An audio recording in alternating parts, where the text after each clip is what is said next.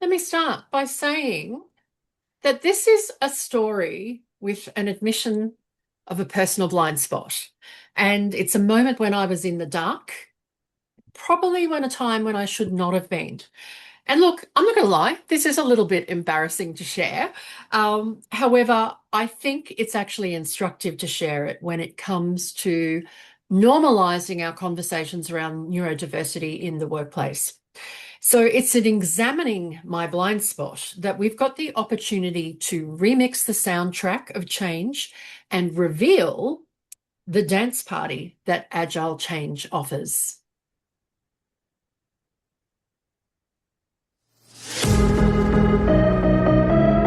And dancing is permitted too. You can dance in your seats, totally fine. So let's set the scene. Tonight we're talking about neurodiversity, and there's a stack of statistics out there that are really quite startling if you haven't been exposed to them before. But to start with, neurodiversity is an umbrella term that describes the differences in the way that the brain works. There are four main neurominorities: ADHD, autism, developmental coordination disorder, and dyslexia. And then there's a whole host of other neurominorities that fall under that umbrella as well.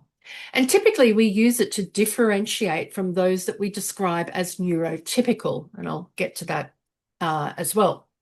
Now, the reason why this is important is that we are starting to see the increased recognition of neurodivergent people in the organizations, and why it's starting to take hold as something that's really important to us in the world of change is that for a long time, perhaps the people that we've cast as resistant to change maybe not have been resistant to change. They've just had brains that operate differently to those who are more comfortable with change. And so we perhaps have been labeling people who are neurodivergent as resistant to change. And so it's why it's something that's quite useful to be thinking about. Now, in Australia, we know that organisations are currently reporting 11 to 15% of the workforce classified as neurodivergent. And one of the things that always comes up when we talk about this in our talks, and we've done this, I think, about 4 or 5 times now, Marco, across different audiences, and there's usually this gasp of, 787% increase. What's causing that? Why are we seeing so much increase in neurodiversity? And it can be attributed to, really, at the moment now, we have got better diagnostics. So what might have been misclassified in the past is now getting better labeling because of the medical diagnostics. We are seeing a broadening of the inclusion criteria. And so again, it's this better understanding of the way people's brains work, or when they work in a different way and what that looks like. We also have seen a reduction in the stigma associated with the diagnosis. And I'm sure you have seen the numbers of celebrities that have come out and talked publicly about things like their ADHD diagnosis, or, that they identify as being on the autism spectrum. So all of these things together have resulted in a situation today where we're looking at much better or much more accurate numbers on what does neurodivergence look like in the community and in our workforce. Marco, can you bring me up the spiky profile? Because I mentioned neurotypicals before, and this is a piece of research done in 2020 with an image that came out of the research article that I think has been the best way to characterize what the difference is between someone who is neurotypical and someone who is neurodivergent. So when we see people who are neurotypical, which is that relatively flat line in the middle there, we see that people who are neurotypical don't have a very high, or they don't have a large variance across different types of brain functionality. So a neurotypical will have diversity, right? So, because I think this is the other thing we hear whenever we present this is people say, but isn't everybody neurodiverse? Like, don't we all have different brain functioning? And we do, right? There is no such thing as a perfectly flat line. But the person who is neurotypical will have very small variations between those functionalities. People who are neurodivergent often have very extreme differences between those functions. And so it's what's known as the spiky profile because they might have quite low working memory, but really high visual skills. They might have really high processing speed, but low verbal skills. And so it creates this really spiky profile. So it means ultimately that neurodivergent people often have much greater strengths than people who are neurotypical. And so, what that means in the workplace, and Marco, if I can see the next slide on this Yep. one, Yep. um, is that people who are neurodivergent often have strengths in processing information, pattern identification, creative thinking, novelty seeking, elevated productivity, and ability to think differently. And this is where we start to talk about what I was getting wrong. Because in the creation of our brain friendly change course, and certainly in our agile change course, what I was looking at was all of the benefits of agile change for our 11 to 15% of the workforce who are neurodivergent, and going, well, there's really a strong match between the way we do change and agile change for those people who would identify as neurodivergent. The challenge is I hadn't ever considered the change practitioner who was neurodivergent. And given that change practitioners often have strengths in pattern identification, creative thinking, novelty seeking, there's a fair chance that change practitioners overrepresent that 11 to 15% in the workforce. And then I met Marco. And Marco shared that working with agile change approaches saved his career.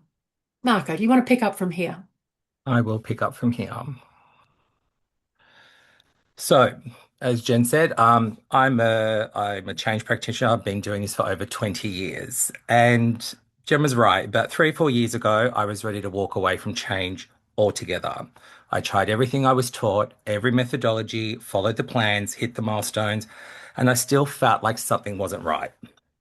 Then I stumbled into agile change, and suddenly everything shifted.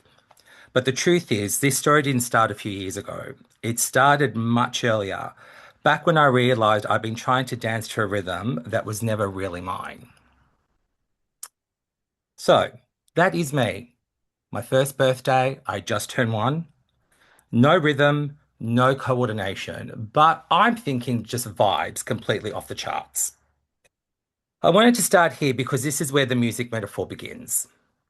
Back then, music wasn't just background noise. It was my bestie, it was my joy, and it was my way of making sense of the world. I asked my mum what song was playing at that moment because clearly I was feeling it. And she said it was a ballad. I went, a ballad? So apparently I've always been dancing to a different beat, literally. That's why music runs through this story. It's not just a metaphor, it's how I experience change, it's how I navigate the world, and it's how I make sense of the constant noise that is in my head. Now, before we hit the dance floor properly, I want to give you a little peek behind the curtain.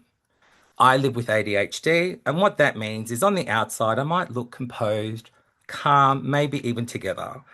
But inside, it's a little bit more like a rave in a library. There's a primal scream behind every smile. So let's do a little experiment. What do we think a neurotypical brain might sound like? I think it's got a bit of a silk, a bit of a smooth. It has a steady beat. You can groove to it without thinking too hard. It's structured, deliberate, and easy to follow. You know where the chorus is coming in, and everything resolves exactly when it should.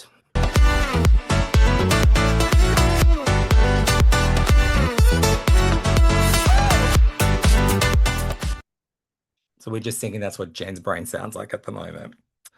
So now I want you to hear what my brain sounds like. It's fast, it's euphoric, and it's intense. It's got 5 tabs open. 2 of them are playing music, one is buffering from YouTube, and the other 2 are doing online shopping for vinyl. But let's put this in change terms. One tab is trying to bring stakeholders on a journey. Another is drafting an impact assessment that we know nobody will read.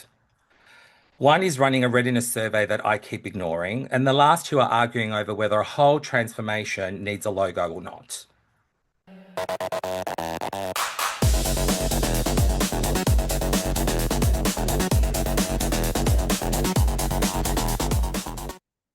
And I'm not lying, that's what my brain sounds like right now. So you can imagine what a conversation with someone like Jen, my family, my friends, my boss, my colleagues might sound like. Well, you don't have to. Allow me.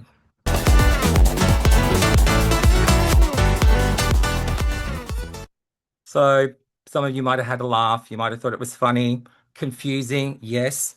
But this is the dance floor that I live on.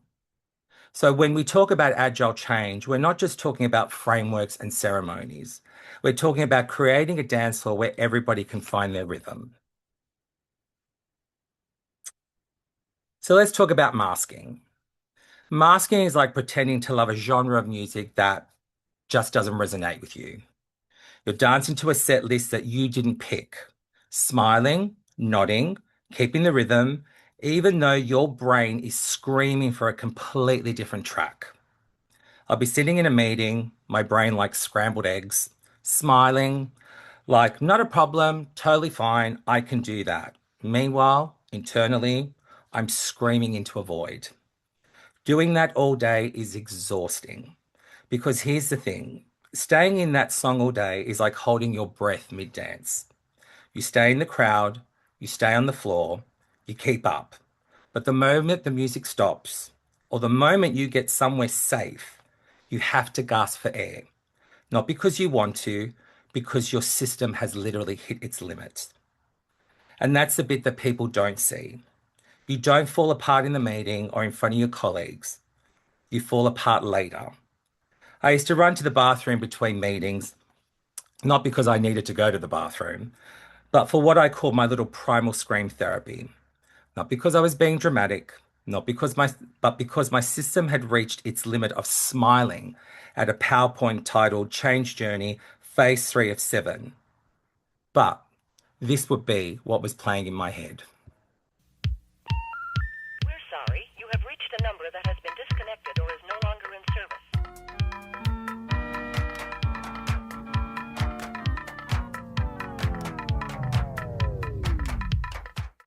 I call that my little disengaging remix. And then there's imposter syndrome, the ultimate accomplice to masking. You want to sound confident, you want to look like you know what you're doing. But inside, it's that chaotic remix of anxiety, overthinking, and panic because you just heard yourself say the word synergy like your brain hit shuffle on corporate jargon. When the mask slips, it's not unprofessionalism. It's not bad behavior. It's a genuine inability to keep restraining your stress response any longer. Once again, masking is exhausting. It's like trying to follow a rigid set list when your brain just wants to freestyle. And the longer you dance to the wrong track, the more out of sync you feel with yourself, with your work, and with the people around you. Until one day you're not failing, you're just out of capacity to pretend that you're fine. Before Agile, change felt like dancing with ankle weights. Every step had to be justified, documented, signed off, and aligned with a roadmap that always looked like it was drawn by a GPS literally having a breakdown. Then Agile came along, and suddenly I wasn't just following steps. I was allowed to move. I could pivot. Mistakes were no longer failures. I could say, oh, geez, that didn't work. Let's try something else. And no one looked at me like I had just broken the choreography. I remember thinking, hold on, I'm the change person here. I'm allowed to do this. That moment felt electric, full transparency, full autonomy. And for the first time, I wasn't scared to mess up. I was energized to keep going. Agile gave me a way of working that matched the way my brain worked. Agile let me stop performing and start participating.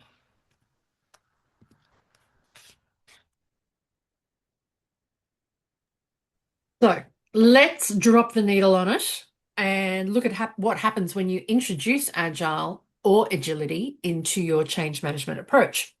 So Agile change is based on three core capabilities: data-informed decision-making, visual and transparent communication, and continuous engagement. Ultimately, it emphasizes practices over process and methodologies, and you're really changing up the cadence in which you do your change work. So you're changing the tempo, right? You're doing it much shorter cycles with less detailed planning, much more co-creation and design. You're as attentive to feedback on how things are going and comfortable when they're not going so well, because that's great data for you, as it is when things are going fantastic. So it means that Agile change ultimately is an environment of high psychological safety. So with Agile change, you're expected to iterate on your own practice, right? You're expected to identify where you can adapt. So we talk about adapt and inspect. So inspect your own practice, adapt it to make sure that you're more effective with what you're doing. And so typically what that looks like is that, you see things that are working really well, you'll amplify that, you'll roll that out at speed. But if something's not working really well, then, you're going to say, okay, what's the next Agile change practice that might get us to the same outcome? Marco, tell us, how does the neurodivergent change practitioner process that difference in the way of doing change from perhaps more traditional or linear change? Thanks, Jen. So for me, it was like stepping on the dance floor at the right BPM. Well, for those who don't know what BPM means, we mean beats per minute. The tempo shifted, and suddenly I wasn't trying to keep up anymore. I was actually in sync with everything. It didn't ask me to sit still and wait for the beat to drop. It let me move, respond, and create in real time. So for me, first there's the pace. That kind of high energy rhythm isn't just engaging, it's essential. Then you have the freedom to improvise. Let's call it creative problem solving. Agile doesn't lock you into one way of doing things or make you stick to the original arrangement. It lets you remix the approach mid-track, and that kind of flexibility, well, for me, it's fuel for a brain that thrives on possibility. Psychological safety is the game changer. You're allowed to get things wrong. You're encouraged to learn, pivot, and keep going. You drop the mask, and it's like being in a jam session where mistakes aren't punished. They're actually part of the groove. And finally, there's my personal favorite, human-centered design. This is where Agile listens. It's like creating a playlist in real time. You tune into the crowd and they're responsive to the vibe. For ADHD minds, that kind of empathy and adaptability isn't just nice, it's necessary and built for connection. So we've seen how ADHD traits thrive in Agile change, but I think this is the most important thing, and where the music metaphor really comes to play is that Agile change isn't just a set list that you play and repeat. I've been asked before, can you just give us the steps to how we do Agile change? And it just does not exist, because it's a live set, right? You're interacting with the crowd, the vibe shifts, you shift the way you do your change. So if you are the DJ, you need to tune in and adapt. And this is the ultimate of Agile listening, right? Of your empathy in action. So the benefit that's often not spoken about is, whilst we're saying this is awesome for those people in the audience, the change recipients who are neurodivergent, it's awesome for the change practitioners who are neurodivergent. It's also awesome for every other brain in the organization, because it means every neurotype can move on the dance floor. So with that, let's show you what it looks like by introducing the human-centered Agile mixtape.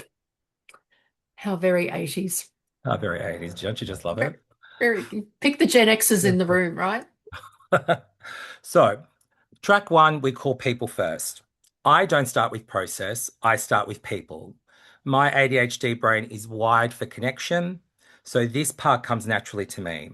I can't drop a single beat until I know the vibe. I ask questions, I listen hard, and I tune into what people actually need.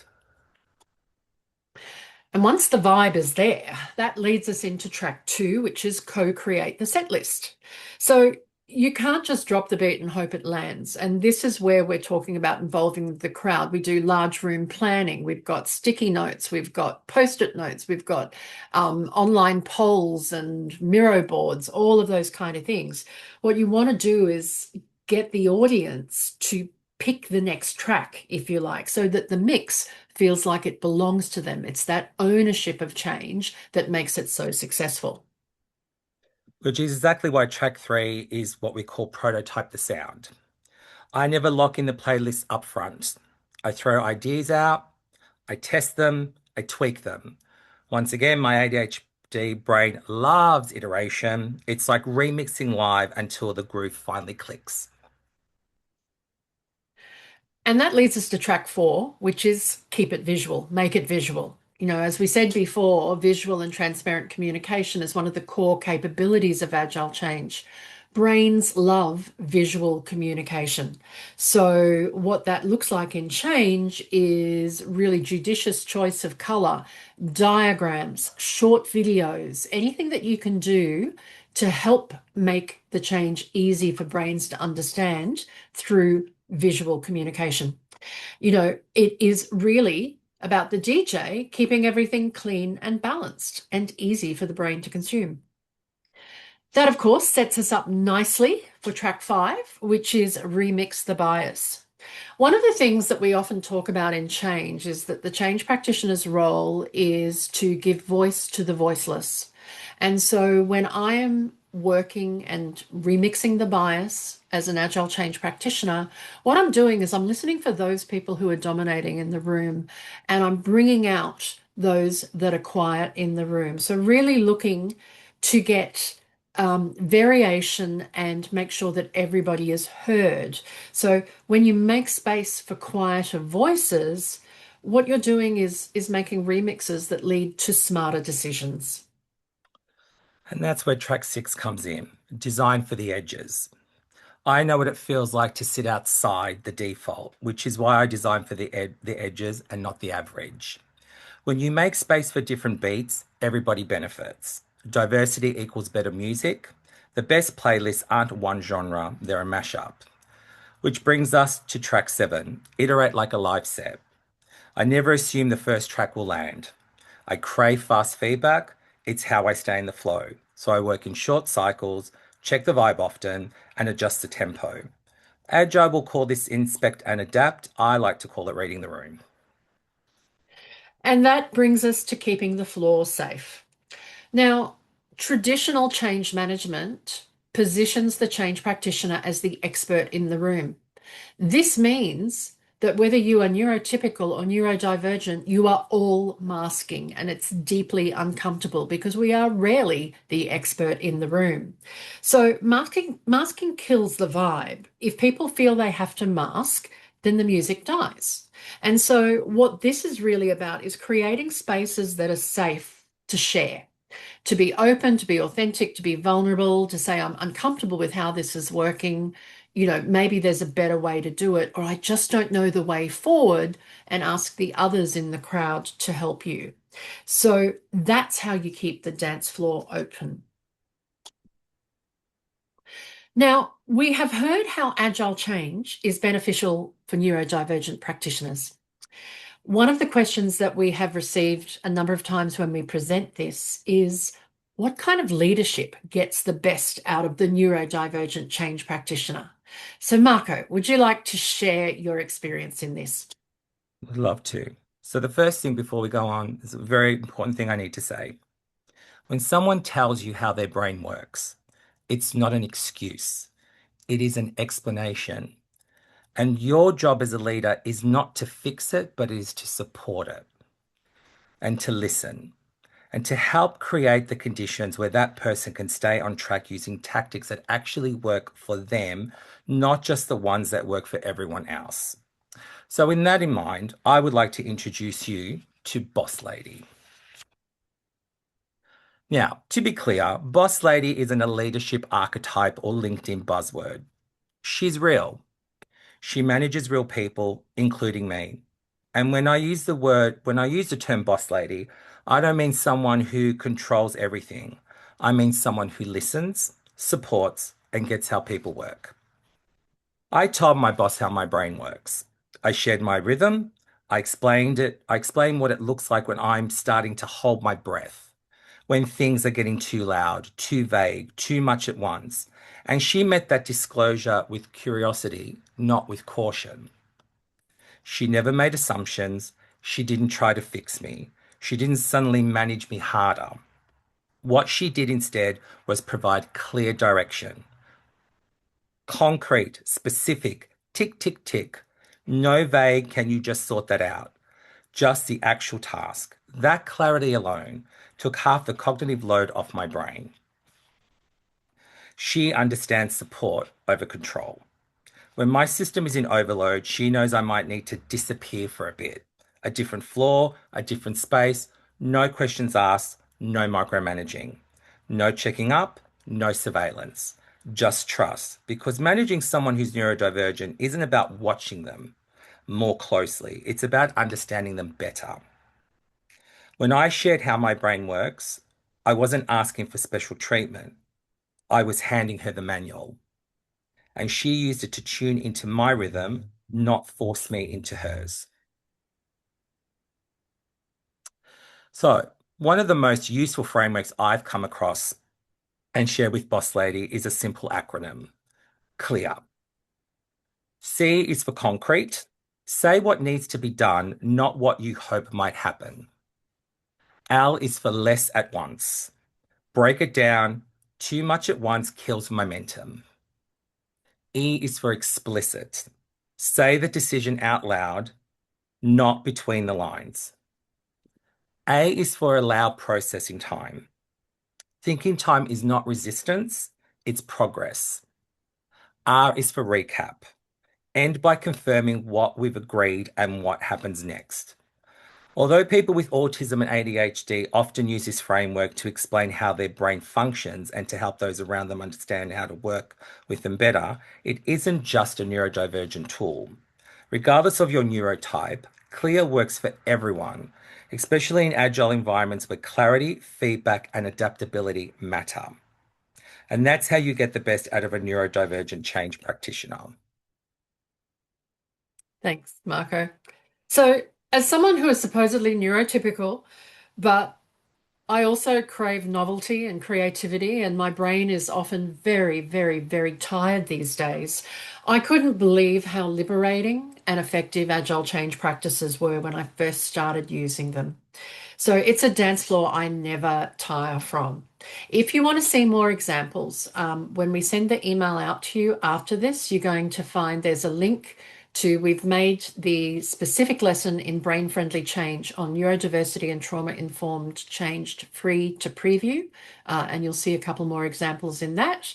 And there'll also be a discount on Introduction to Agile Change, or the Agile Change Certificate, which will give you more tools with how to do this. But final thoughts, over to you, Marco. Thanks, Jen. So this is where I land on Agile. It gave me permission to just be me. It let me show up without the mask and without the anxiety, and just to bring my real self to the dance floor. When I embraced brain-friendly change, I just didn't become a better practitioner. I actually became more respected. So a few months ago, Jen asked me, what does agile change mean to me? And now I will leave you to read my response.